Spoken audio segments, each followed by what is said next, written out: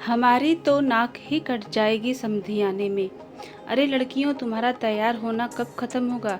घुड़चढ़ी का वक्त होने को आ गया और तुम लोगों का सजना संवरना ही पूरा नहीं होता। कविता बहू, तुझे तो अभय को काजल लगानी है। जल्दी से आ जाओ तैयार होकर। आज सविता जी के छोटे बेटे की शादी थी। सविता जी अपने घर की बहू बेटियों को आवाज़ लगा रही थी, जो खुद भी आज दुल्हन से कम नज़र नहीं आना चाहती थी। तभी उनकी छोटी ननद कमला बदहवास सी उनके पास आकर बोली, अरे भाभी, पहले जाकर अपने सुमन को तो संभाल लो, बेचारी का रो रो कर बुरा हाल हो गया है। क्यों जीजी, क्या हुआ सुमन को? सविता जी ने घबराते हुए पूछा।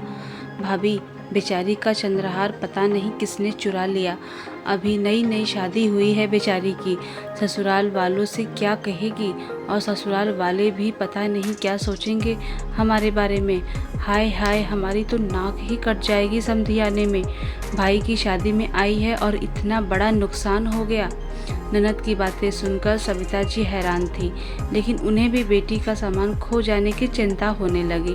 वो तेज कदमों से चलती हुई उस कमरे की तरफ बढ़ी जहां उनकी दोनों बेटियां और तीनों नंदें तैयार हो रही थी।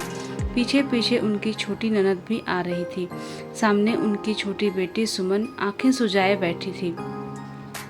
माँ को देखते ही फिर से फट पड़ी। माँ देखो ना, मेरा चंद्रहार नहीं मिल रहा है।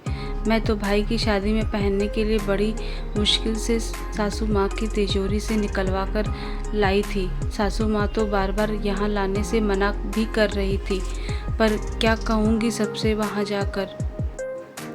सविता जी की बेटी की बात सुनकर हैरान थी, लेकिन फिर भी सुमन को ढाढ़स बंधाते हुए बोली, अरे बेटा, ध्यान से देख, यहीं कहीं होंगे। घर से चीज़ भला कहाँ जाएगी?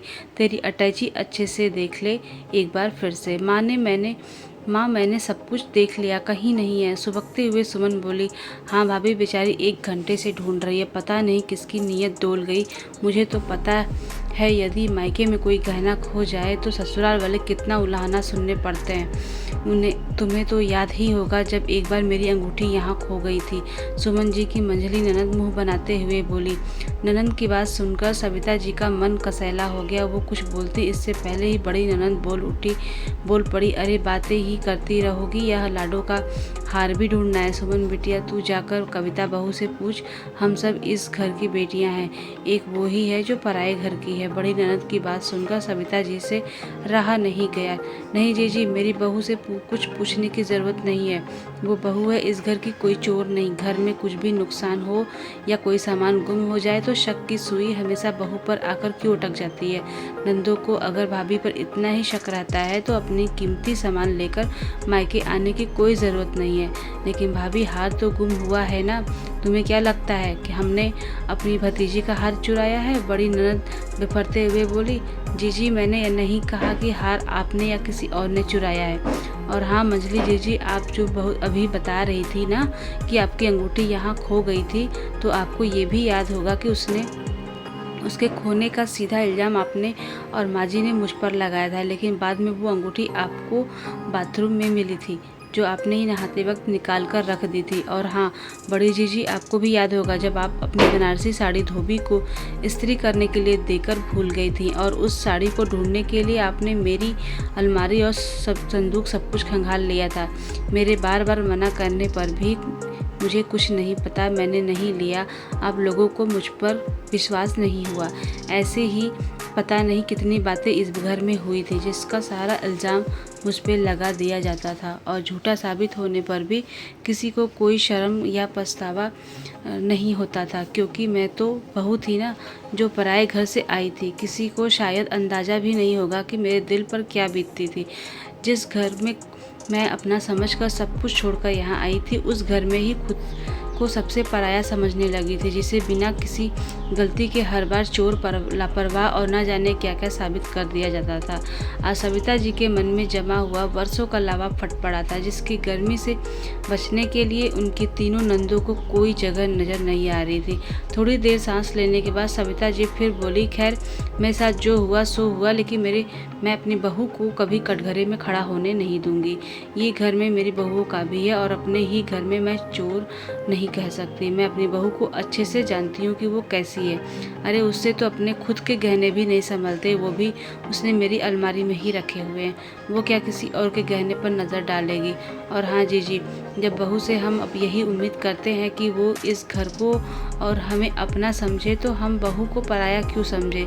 सारी नंदे और सविता जी की दोनों बेटियां चुपचाप मुंह ताक रही थी। वहीं दरवाजे के बाहर खड़ी उनकी बहू कविता भरी आंखों से अपनी सास पर गर्व कर रही थी, जिन्होंने उसके आत्मसम्मान पर कोई आँच नहीं आने दी। ये सब बातें चल ही रही थी कि तभी सुमन का पति रवि कमरे में आया और सुमन को एक पैकेट पकड़ाते हुए बोला, सुमन ये लो तुम्हारा चंद्रहार। जब माँ ने तुम्हें टोक दिया कि इतना भारी हार शादी वाले घर में ले जाकर क्या करोगी, तो तुमने गुस्से में आकर यह हार वहीं टेबल पर पटक दिया था और बाद में रखना भूल गई थी। दामाद की बात सुनकर सब एक दूसरे का मुंह देखने लगी। सुमन झेपते हुए बोली, ओह मैं तो भूल ही गई थी। माँ जी के टोकने पर मुझे अच्छा नहीं लगा था कि मैंने ये हार निकालकर वहीं रख दिया था। सविता जी का सर आज सबके सामने गर्व से ऊंचा हो गया था। उनका विश्वास आज जीत गया और उनकी नंदों को अपने किए का शायद कुछ तो अंदाज़ा आज हो गया था। उन्होंने चुपचाप खिसकने में ही अपनी भलाई समझी। उन्हें समझ में आ गया था कि अपने समय में उन्हें जो करना था वो कर लिया, लेकिन भाभी पर इल्ज़ाम लगाने का ये परंपरा अब आगे इस घर में नहीं चलने वाली। इतनी देर होते हुए सविता जी के पति भी वहाँ आ गए और ताना देते हुए बोले, तुम औरतों को तैयार होने में पता नहीं कितना वक्त क्यों लगता है। अरे शादी तो दूल्हा दुल्हन की होने वाली है, तुम लोगों को कौन देखेगा। अब चलो जल्दी, नहीं तो तुम्हारे बिना ही हम सब बारात लेकर निकल जाएंगे। सब फटाफट अपना अपना सामान समेटकर शादी में शरीक होने के लिए चल दिए।